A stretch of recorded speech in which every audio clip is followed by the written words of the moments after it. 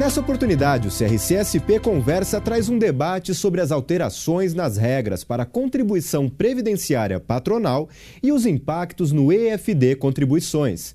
Isso inclui a substituição da incidência sobre a folha de pagamento pela receita bruta, regulada a partir da MP 540 de agosto de 2011, e pela Lei 12.546 e medida provisória 563. Para explicar como as novas regras afetam a tributação previdenciária, as alíquotas praticadas e também as mudanças no SPED, nós convidamos a instrutora e advogada especialista em direito trabalhista e previdenciário, Valéria de Souza Teles. Também conosco o contador e consultor especialista em tributos, Wagner Mendes. E representando o CRC-SP, temos o conselheiro e profissional da contabilidade, Humberto José Tedeschi. Sejam bem-vindos.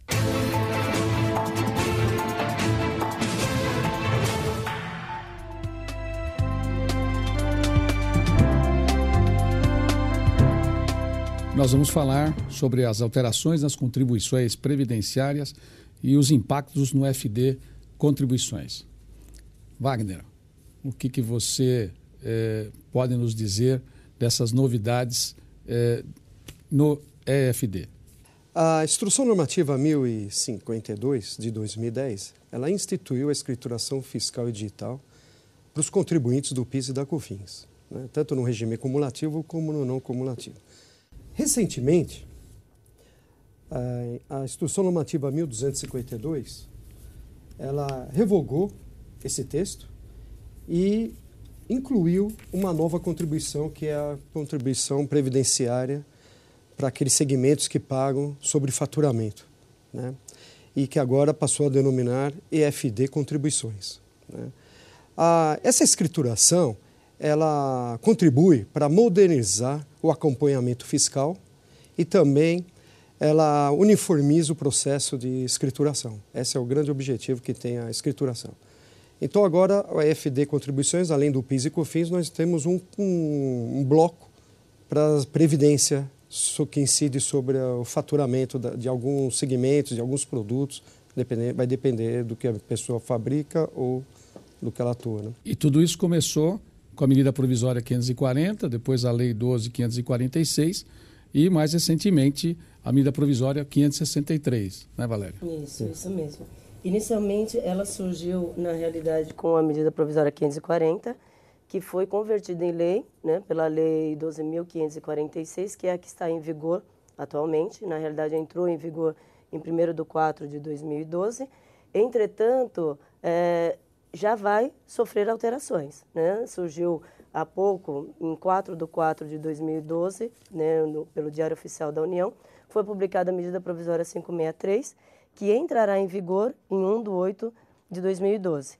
E, passando da medida provisória 540 para a Lei 12.546 e para, digamos assim, para a futura vigência da medida provisória 563, nós teremos alterações, inclusive com relação aos segmentos que o Wagner tinha comentado, né? O ponto principal, digamos, as empresas iniciais que estavam inseridas desde a medida provisória 540, que é justamente o que eu tenho observado de grandes dúvidas, são as empresas de tecnologia da informação. Além das empresas de tecnologia da informação, também as empresas de call center. Com a medida provisória 563, houve um aumento dessas atividades, houve uma diferenciação de alíquotas também, que nós vou tentar até explanar para vocês nesse curto espaço de tempo. E com a medida provisória 563, houve um aumento, digamos, uma inserção de um número maior de atividades, né? E justamente pela inserção desse número maior, vai ter também uma alteração nas alíquotas. Bom, e a ideia dessa desoneração da folha de pagamento é a substituição daquela contribuição patronal previdenciária por um aumento no COFINS, calculado diretamente em cima do faturamento da empresa. Esse termo desoneração foi criado e trazido esse termo até mesmo pelo governo dentro do Plano Brasil Maior, justamente por quê? Porque vai tirar o ônus sobre a folha de pagamento, aquilo que teria inicialmente ou previsto pela Lei 8.212, relativo aos 20% da parte patronal, a parte da empresa, sobre os contribuintes individuais, sobre a remuneração dos contribuintes individuais, dos trabalhadores avulsos e dos empregados. Deixa de existir isso e passa a haver uma contribuição, por exemplo, pela Lei 12.546, essa alíquota é de 2,5% sobre a receita bruta, né, sobre o faturamento da empresa. Por isso que tem esse termo desoneração, né, vai tirar o ônus que teria, tanto é que o termo desoneração é desoneração da folha de pagamento, vai tirar o ônus do que a empresa teria sobre a folha de pagamento, mas vai surgir um outro ônus substitutivo, porque é esse o termo utilizado, né, substitui a contribuição previdenciária, essa contribuição previdenciária, mas vai surgir uma outra, baseado, na realidade já surgiu, né, de 2,5% sobre a receita bruta da empresa. E isso vai ter que, logicamente, ser declarado, parte disso, a parte que incidir sobre a receita bruta vai ter que ser declarada no SPED. É isso, Wagner? Escrituração Fiscal Digital. Esse SPED, a Instrução Normativa 1252, né, de 2012, ela disponibilizou esse mês uma versão nova, 2.0, né, 2.0.0, exatamente para essas empresas que contribuem com a Previdência sobre o faturamento. E nessa escrituração fiscal foi incluído o bloco P de Previdência, né? Então, nesse bloco, teremos que identificar o estabelecimento da empresa, teremos que informar a receita bruta total oferida pela empresa naquele mês. Dessa receita bruta, qual é a parte que incide sobre a folha, quer dizer, qual é a parte da atividade que está sujeita à incidência sobre folha e a que está sujeita à incidência sobre o faturamento, né? Vamos ter que informar a alíquota da Previdência sobre o faturamento, e aí o aplicativo ele vai calcular esse valor, vai consolidar todos esses dados, né, nesse bloco P, que são as fichas P10, P100 e P200, né, que tem lá no bloco. E com isso o contribuinte e a Receita consegue fazer um cruzamento de informações, né, com o GFIP e com outras informações previdenciárias. Agora, isso significa de que uma mesma empresa ela pode continuar com parte das suas contribuições via folha de pagamento e parte de suas contribuições via cálculo sobre a receita bruta? É isso mesmo. Na realidade, não cortando o Wagner, na realidade acaba sendo uma faca de dois gumes, porque justamente pela minha formação, que é justamente direito, eu observo muitas palavras que são colocadas na legislação. E o termo utilizado pela legislação, existem dentro da Lei 12.546, traz duas situações.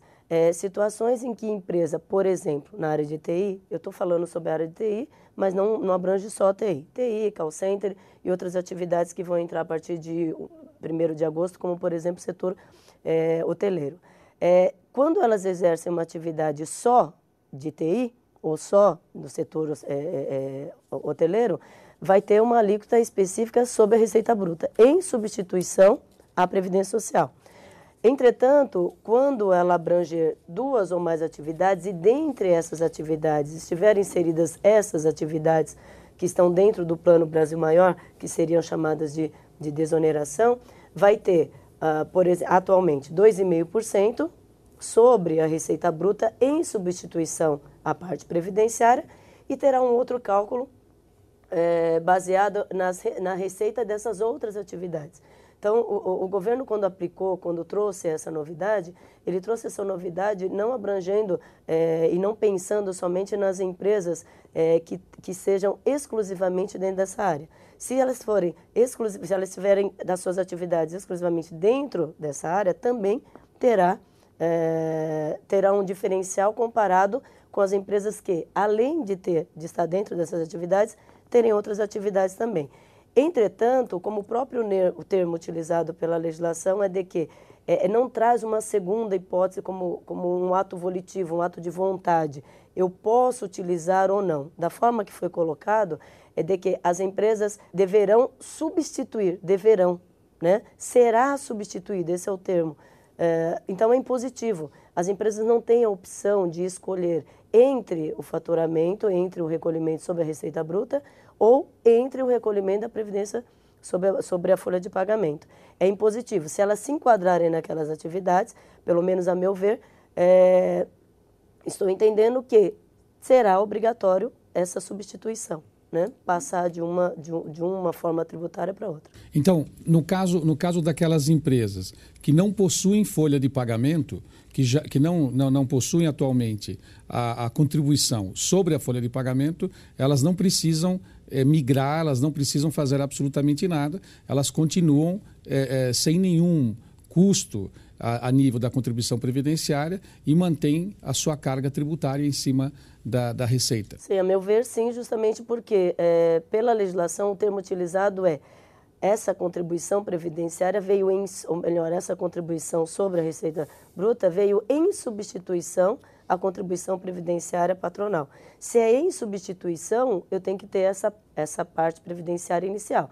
Se eu não tenho folha de pagamento, eu não tenho os 20% da empresa sobre essa folha de pagamento. Só que não podemos esquecer que a substituição dessa contribuição previdenciária, a contribuição previdenciária que está sendo substituída pela percentagem sobre a receita bruta, não é só os 20% sobre a folha de pagamento de empregados, é sobre folha de pagamento tanto dos empregados como também dos contribuintes individuais, lembrando que dentro dos contribuintes individuais estão inseridos empresários e autônomos também. Então, se a empresa não tiver empregados, não tiver contribuinte individual, não tiver retirada de Prolabore, ela não tem os 20% sobre isso. Se não tem os 20%, não há que se falar em substituição. Ela vai continuar contribuindo da mesma forma que sempre houve a contribuição dentro do PIS e COFINS, que é a área do Wagner. Agora, se ela tem essa contribuição, automaticamente ela vai migrar para essa nova sistemática e forma de cálculo, tá? Porque é justamente substituído. Não sei porque, Valéria, eu tenho uma dúvida, se possível. Muitas empresas elas só alocam, né, mão de obras, né? Muita atividade não tem folha de pagamento, né, como tem desse que diz. Fazem os funcionários constituir uma microempresa, empresa de pequeno porte, ou lucro presumido, alguma coisa assim, para não ter esse encargo social, vamos assim dizer, né? Não caracteriza... Elas, mesmo assim, ficam desobrigadas dessa contribuição sobre o faturamento? Você acha que isso desobriga? Na realidade, quando se fala em terceirização, não temos nem tempo para se falar sobre esse assunto, porque é um assunto polêmico. Mas quando se fala em terceirização, ela é baseada numa súmula do TST, que é 331. Lá vem trazendo o quê? Para eu poder terceirizar minha mão de obra, não pode ser atividade fim. Sim. Então, por exemplo, se a sua área é setor hoteleiro, por exemplo, você pode terceirizar tudo. Pode terceirizar a parte contábil, pode terceirizar a parte de departamento pessoal, a parte de TI, que o seu setor é setor hoteleiro. Mas você nunca, pelo menos não deveria, terceirizar a sua atividade fim.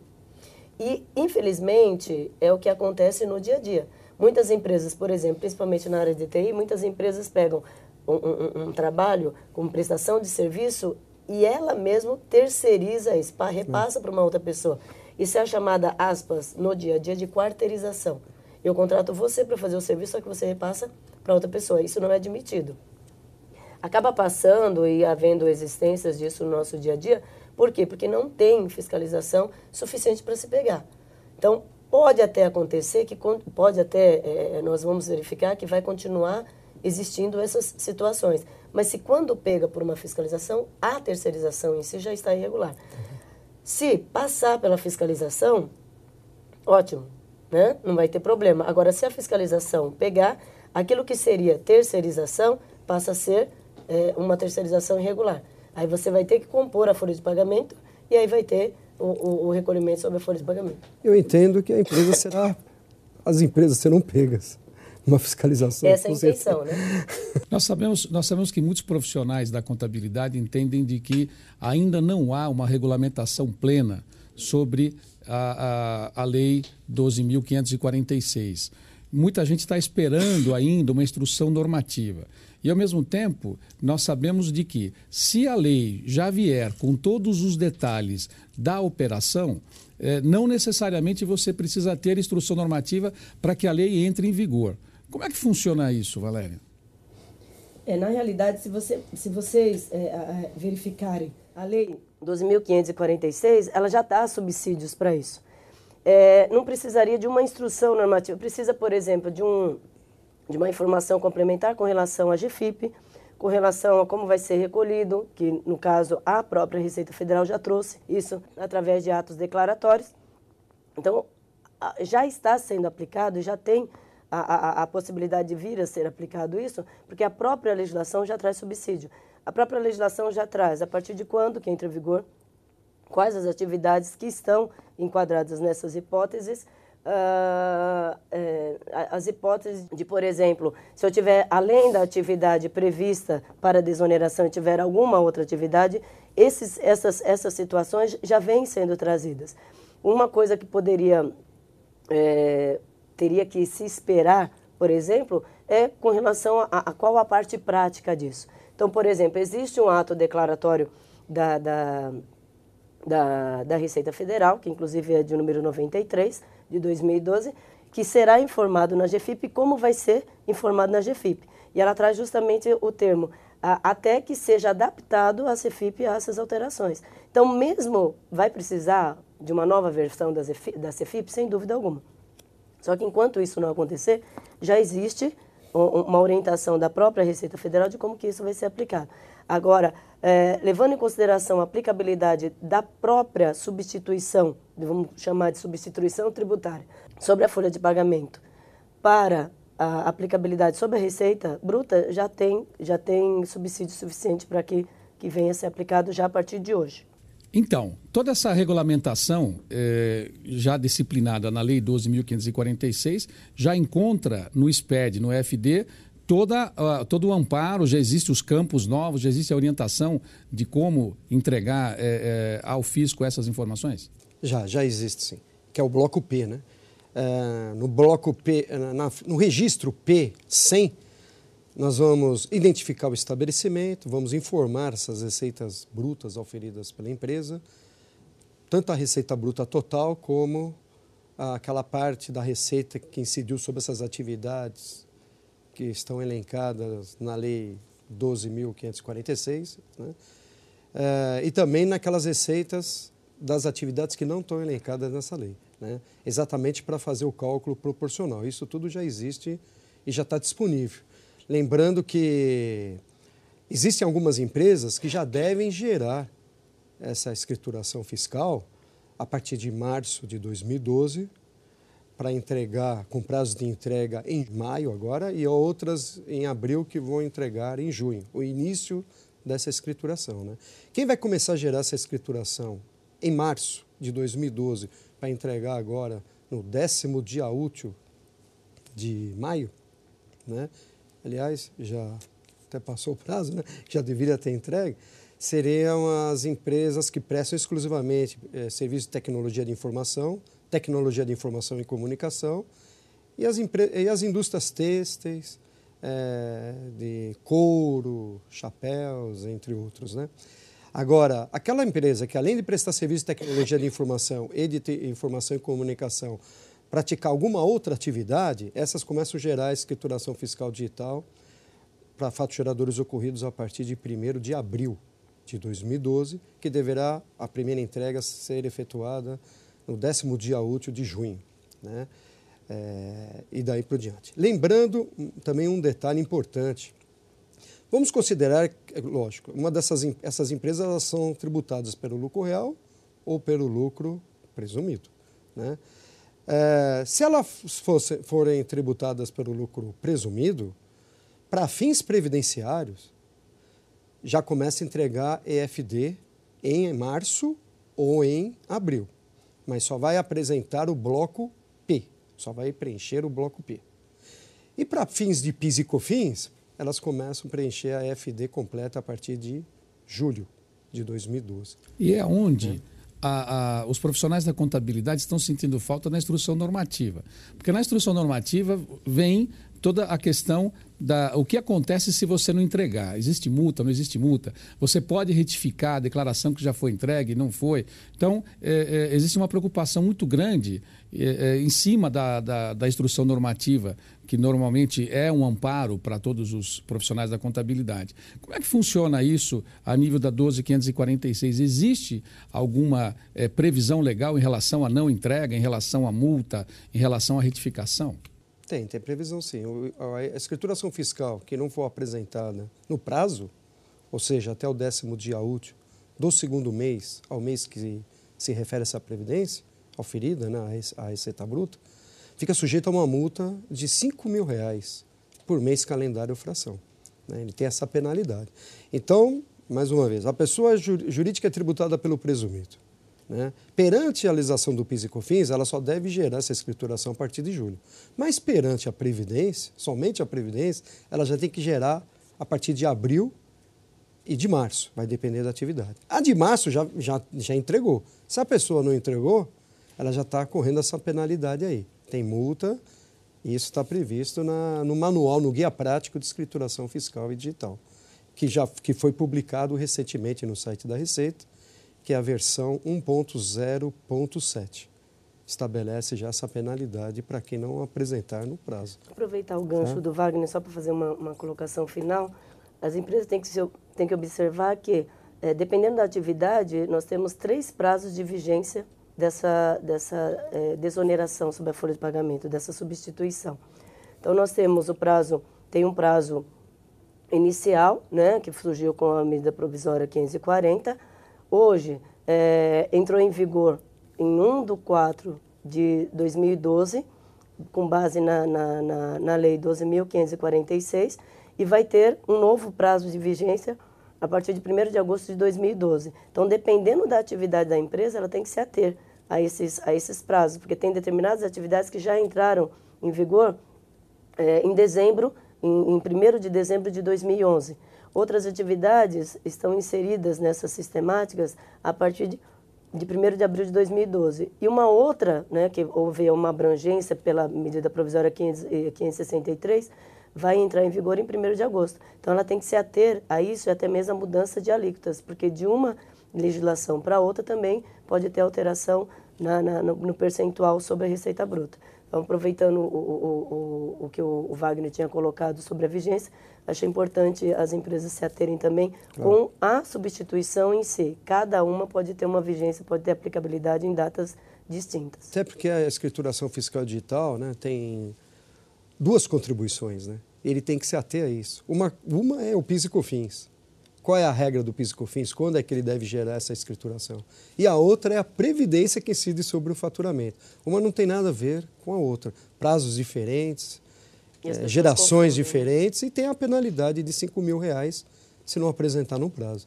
Tem que observar esse detalhe aí. Eu acho que é muito importante todas essas novidades, e não têm sido poucas ao longo dos últimos anos, elas trazem um aumento na complexidade do trabalho dos profissionais da contabilidade. Valéria, qual seria uma dica para os profissionais da contabilidade na interpretação e nos cuidados com a 12.546? Eu sinto, é complexo para os profissionais contábeis, porque eles precisam até mesmo de uma base legal, né, interpretativa, digamos assim. Porque quando você analisa a mutação de uma legislação para outra, se você não tiver o feeling jurídico de interpretação, acaba se perdendo. Então, o que é interessante é sempre acompanhar, não só na mídia, como também nos sites da Receita Federal, como da própria Fazenda, do Ministério da Fazenda, né, não da Fazenda propriamente, mas do Ministério da Fazenda, bem como de órgãos que estão ligados a esse Plano Brasil Maior, para tentar se atualizar. Tem vários profissionais dentro do meio jurídico que estão colocando algumas situações, palestras, até mesmo, né, ligadas a órgãos de classe, que eles podem se atualizar, porque como é uma legislação muito recente, eles não têm, o profissional contábil fica realmente numa posição delicada, porque ele tem que cumprir com a legislação, só que ainda não tem base suficiente da prática disso. Então, o que ele pode buscar é justamente através dos seus órgãos de classe ou até mesmo do próprio Conselho Regional de Contabilidade, que tem dado subsídio tem dado subsídios nesse ponto, e acompanhar a legislação, porque houve uma última alteração, sim, mas não será a última com certeza. Justamente com base no que você tinha comentado, precisa-se de complementações, principalmente em se tratando de penalidades, porque vai deixar de existir uma contribuição previdenciária e vai passar a existir outra sobre a receita bruta. Então, precisa, que tem base já para se aplicar, tem, mas precisa ainda de mais complementações. Okay. E um outro detalhe também, só complementando o que ela está dizendo, que os contribuintes, como é que eles vão gerar essa escrituração previdenciária no SPED? Né? Eles devem baixar o programa que consta no site da Receita Federal, que é o Guia Prático de Escrituração Fiscal e Digital, que é a versão 1.0.7, que está disponível. O contribuinte precisa ler esse guia, e a finalidade desse guia é exatamente orientar os contribuintes como é que eles devem gerar essa escrituração, como é que eles devem informar a Previdência no guia. Né? Okay. Então, isso é um caminho. Em nome do CRC-SP, eu quero agradecer a presença da doutora Valéria, quero agradecer a presença do contador Wagner. Muito obrigado pela participação. Eu agradeço a oportunidade, espero ter contribuído nesse curto espaço de tempo, né? E dentro das minhas possibilidades, estou aí para poder ajudá-los. Eu também agradeço o convite que o CRC me fez para participar dessa TV CRC Conversa, né? E eu espero ter contribuído também. Obrigado. Nós ficamos por aqui. Agradecemos aos convidados e esperamos você no próximo programa. Para ficar por dentro dos assuntos e informações da área contábil, navegue no portal e assista aos nossos outros programas aqui na TV CRC-SP. Obrigado pela companhia e até a próxima.